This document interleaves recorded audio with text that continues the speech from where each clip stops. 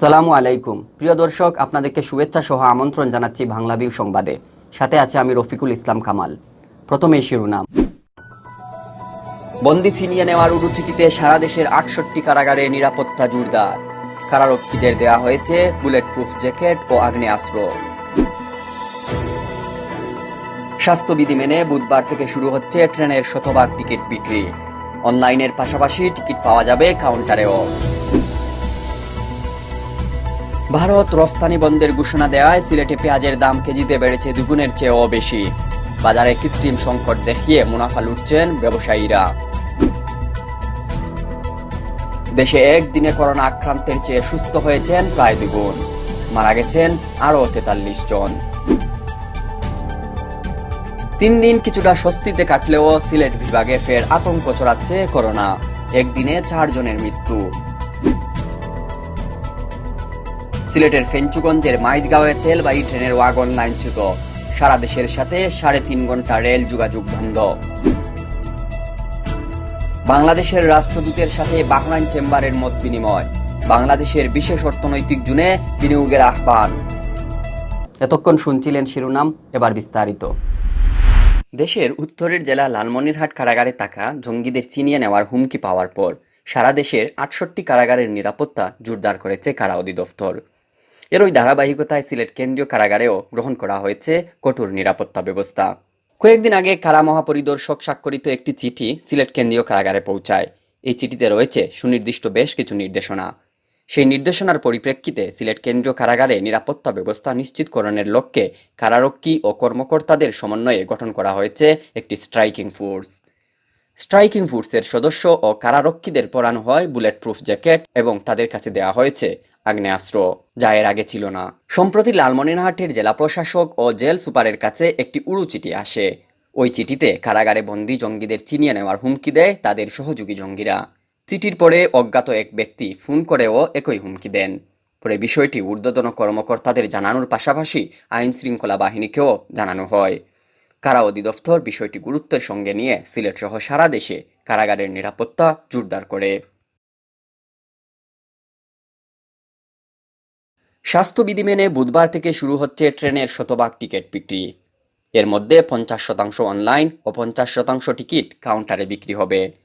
মঙ্গলবার রেল মন্ত্রণালয়ের সিনিয়র তথ্য অফিসার শরীফুল আলম বিষয়টি নিশ্চিত করেছেন। এর আগে করোনা পরিস্থিতির কারণে ২৪ মার্চ থেকে যাত্রীবাহী ট্রেন চলাচল বন্ধ হয়ে যায়। এরপর গেল ৩১ মে প্রথম দফায় ৮ জোড়া আন্তনগর ট্রেন চালু করা হয়। পরবর্তীতে কয়েক দফায় আরও বেশ কিছু ট্রেন চলাচল শুরু হয়। এছাড়া করোনাকালীন সামাজিক দূরত্ব বজায় রেখে বর্তমানে প্রতিটি ট্রেনে মোট আসন সংখ্যার ৫০% টিকিট বিক্রি হচ্ছিল। সব টিকিটই বিক্রি হতো অনলাইনে। পরবর্তীতে ১২ সেপ্টেম্বর থেকে ৫০% টিকিটের অর্ধেক এবং মোট আসনের ২৫% কাউন্টারের মাধ্যমে বিক্রি করা শুরু হয়। বাকি অর্ধেক অর্থাৎ ২৫% মোবাইল অ্যাপ ও অনলাইনে ইস্যু করা হচ্ছিল।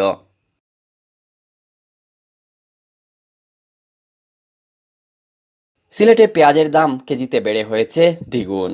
ভারত সরকার পেঁয়াজ রপ্তানি বন্ধের ঘোষণার সঙ্গে সঙ্গে দাম বাড়িয়েছেন আমদানিকারকরা। এর প্রভাব পড়েছে পাইকারি ও খুচরা বাজারে। দাম আরও বাড়ার আশঙ্কায় ক্রেতারা অধিক দামে প্রয়োজনের অতিরিক্ত পেঁয়াজ কিনে মজুত করছেন। এতে বাজারে পেঁয়াজের কৃত্রিম সংকট দেখিয়ে দাম আরও বাড়িয়ে দিয়েছেন ব্যবসায়ীরা। মুজাম্মেল হকের ক্যামেরায় বিস্তারিত জানাচ্ছেন সাকিব আহমদ মিঠু।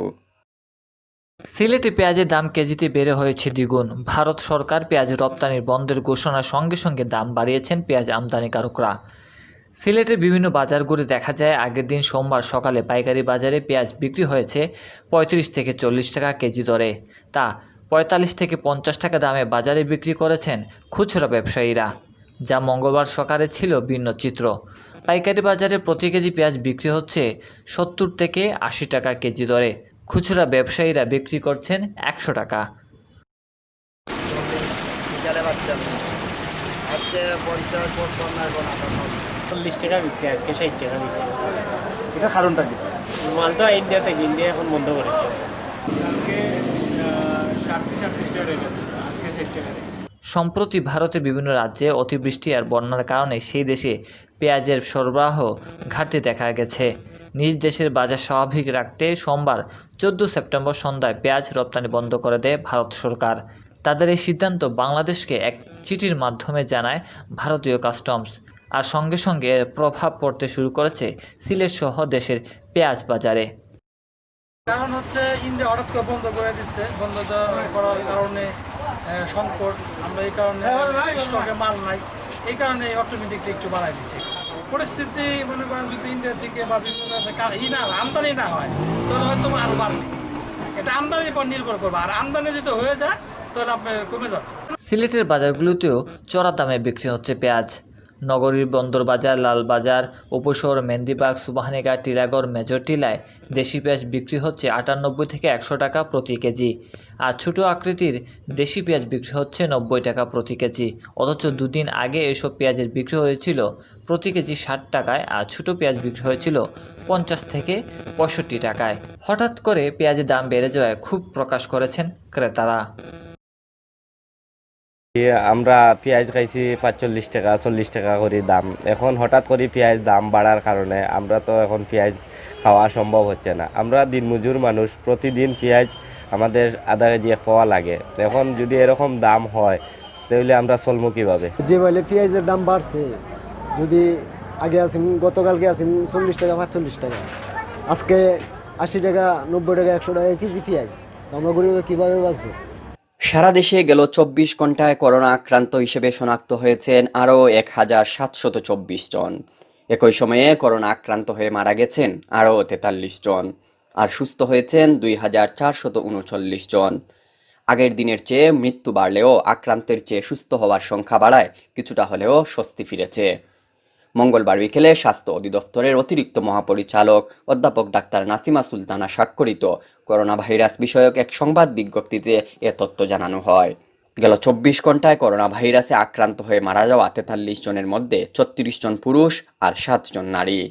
এ নিয়ে দেশে করোনায় মৃতের সংখ্যা বেড়ে দাঁড়ালো 4802 জনে। এছাড়া গেল 24 ঘন্টায় দেশের 94টি পরীক্ষাগারে সংগ্রহ করা হয় 14,648টি নমুনা। এর মধ্যে পরীক্ষা করা হয় 14,050টি।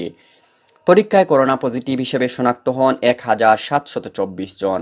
ফলে দেশে মোট শনাক্ত রোগীর সংখ্যা দাঁড়িয়েছে 3,41,056 জনে। নতুন সুস্থ হওয়া 2,439 জন সহ দেশে মোট সুস্থ হওয়া রোগীর সংখ্যা দাঁড়িয়েছে 2,45,594 জনে। দেশে রোগী শনাক্তের তুলনায় সুস্থতার হার 72.01% এবং মৃত্যুর হার 1.41%। 3 দিন কিছুটা স্বস্তিতে কাটলেও সিলেট বিভাগে ফের আতঙ্ক ছড়াচ্ছে করোনা। 3 দিন পর সিলেট বিভাগে করোনায় প্রাণহানি ঘটেছে 4 জনের। গেল 24 ঘন্টায় মারা যাওয়া এই 4 জনের মধ্যে 3 জনই সিলেট জেলার, অপরজন মৌলভীবাজারের। এদিকে সব মিলিয়ে সিলেটে করোনা আক্রান্তের সংখ্যা ছাড়িয়েছে 12,000, আর সুস্থ হয়েছেন প্রায় 9,500 রোগী। সোমবার রাতে উসমানী মেডিকেল কলেজ এবং শাহজালাল বিশ্ববিদ্যালয়ের ল্যাবে নমুনা পরীক্ষায় আরও 46 জনের শরীরে করোনা ভাইরাস শনাক্ত হয়। নতুন শনাক্ত সহ সিলেট বিভাগে করোনা আক্রান্তের সংখ্যা দাঁড়িয়েছে 12,024 জন। এর মধ্যে সিলেট জেলার 6,471 জন, সুনামগঞ্জের 2,259 জন, হবিগঞ্জের 1,670 জন এবং মৌলভীবাজার জেলার 1,624 জন। গেল 24 ঘন্টায় করোনা জয় করা 179 জন সহ সিলেট বিভাগে মোট সুস্থ হওয়া রোগীর সংখ্যা দাঁড়িয়েছে 9,349 জনে। এর মধ্যে সিলেটের 4,830 জন, সুনামগঞ্জের 1,928 জন, হবিগঞ্জের 211 জন এবং মৌলভীবাজারের 380 জন। মঙ্গলবার সকাল 8টা পর্যন্ত সিলেট বিভাগে করোনা আক্রান্ত হয়ে হাসপাতালে ভর্তি ছিলেন 130 জন। এর মধ্যে সিলেটে 90 জন, সুনামগঞ্জে 9 জন, হবিগঞ্জে 15 জন ও মৌলভীবাজারে 16 জন রয়েছেন। নতুন 4 জন সহ সিলেটে করোনায় মৃতের সংখ্যা এখন 207। এর মধ্যে 150 জনই সিলেট জেলার। বাকিদের মধ্যে সুনামগঞ্জের 22 জন, হবিগঞ্জের 14 জন ও মৌলভীবাজারের 21 জন রয়েছেন। সিলেটের ফেঞ্চুগঞ্জ উপজেলার মাইজগাঁও এলাকায় তেলবাহী ট্রেনের একটি ওয়াগন লাইনচ্যুত হয়। ফলে 3.5 ঘন্টা সিলেটের সাথে সারা দেশের ট্রেন যোগাযোগ বন্ধ ছিল।